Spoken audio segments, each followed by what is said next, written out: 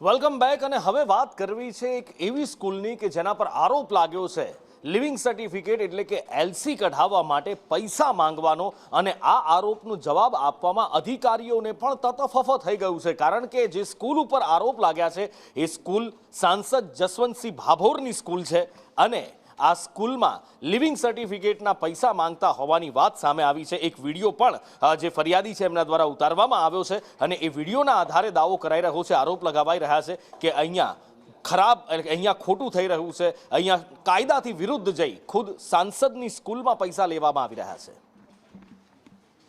એક રૂપિયો વધારે નથી લીધો। જો એડમિશન ફી લેવાની નીકળે, સત્ર ફી લેવાની નીકળે, એક રૂપિયો વધારે નહીં લીધો। અમે બધા છાતી ઠોકીને કે અમે ખોટું કર્યું જ નહીં। અમે શું કામ ગભરાઈએ? આમાં મૂળ વસ્તુ શું થાય તમને કહું ના, આજે આપી એણે એડમિશન લીધું। હવે એટલે તમે ચોથી જૂને આવ્યા કે પાંચમી જૂને આવ્યા, એક ડઝન મેટર એવું છે। લીમખેડાની કેજે ભાભોર હાઈસ્કૂલની અંદર એલસી કઢાવવા માટે 5000 રૂપિયા માંગવામાં આવ્યા અને તેઓનો એક વિડીયો જે છે વાયરલ થઈ રહ્યો છે। તેની અંદર આપણી જોડે દાહોદ જિલ્લા શિક્ષણ અધિકારી SL દામા આપણી જોડે છે, એમની જોડે વાત કરવાનો પ્રયાસ કર્યો। સાહેબ, દાહોદના સાંસદ જસવંતસિંહ ભાભોરની લીમખેડાની અંદર એક સ્કૂલ આવેલી છે, એ સ્કૂલની અંદર આચાર્ય દ્વારા એક એલસી કઢાવવા માટે એક વિદ્યાર્થી જોડે 5000 રૂપિયા માંગવાનો પ્રશ્ન આવ્યો છે, શું કહેશો બાબતે?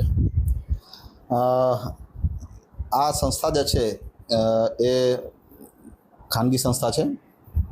11-12 સાયન્સ પ્રવાહ ચાલી રહ્યો છે।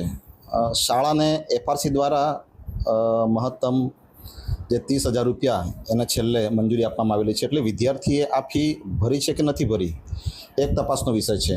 જો દાહોદના સાંસદ જસવંતસિંહ ભાભોરની સ્કૂલની અંદર 5000 રૂપિયા ફી ઉઘરાવવાનો મામલો સામે આવ્યો છે। એક વિડીયો જે છે સોશિયલ મીડિયાની અંદર વાયરલ થઈ રહ્યો છે। સમગ્ર ઘટના શું છે એ આપણી જોડે અહીંયા શિક્ષક છે, એમની જોડે વાત કરવાનો પ્રયાસ કરીશું।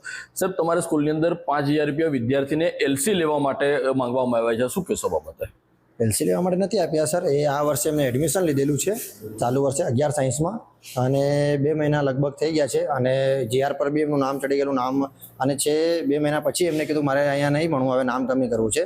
તો શાળાના જે આચાર્યશ્રી દ્વારા એમને મોકલવામાં આવ્યો કે જ્યાં તમે સાહેબના આચાર્ય સાહેબ જોડે વાત કર, તો આચાર્ય સાહેબે કીધું કે એમને રજૂઆત કરવામાં આવી છે, એમાં પૂરી માહિતી બી મને એટલું ખ્યાલ નહીં, કે ઓફિસમાં નહોતો, કીધું કે ભાઈ તારે રદ કરાવવું હોય તો એલસી બી મળી જશે અને નામ બી કમી થઈ જશે, પણ જે સત્ર ફી જે છે એ તારે જમા કરવી પડશે, કેમ કે આ પ્રાઇવેટ સ્કૂલ છે, સેલ્ફ ફાઇનાન્સ સંસ્થા છે, અને આખા વર્ષની જે 32,500 ફીસ છે એનામાં તને રાહત આપી છે, તો અડધા સત્રની જે ફીસ છે તારે જમા કરવી પડશે, બાકી અમે એલસી આપી દઈશું, બાકી કંઈ વાંધો નથી એવું સાહેબ જણાવ્યું। ફોનમાં સાહેબે વાલીને બધું ફોનમાં સમજાવેલું હતું કે આ સત્ર ફી છે આટલી છે અને આટલી તમારે ભરવી પડશે, એટલી વાત કરી હતી। ચોક્કસથી જે ફી લેવામાં આવી છે, પરંતુ ક્યાંક ને ક્યાંક કોઈ પણ જગ્યાએ તેનો ઉલ્લેખ નથી કરવામાં આવ્યો, ત્યારે જિલ્લા શિક્ષણ અધિકારી દ્વારા પણ અહીંયા સ્કૂલની તપાસ કરવામાં આવી રહી છે, અને જો ગેરરીતિ જણાશે તો તેની પણ તપાસ કરવામાં આવશે। હેમલ પંચાલ, સંદેશ ન્યૂઝ, દાહોદ।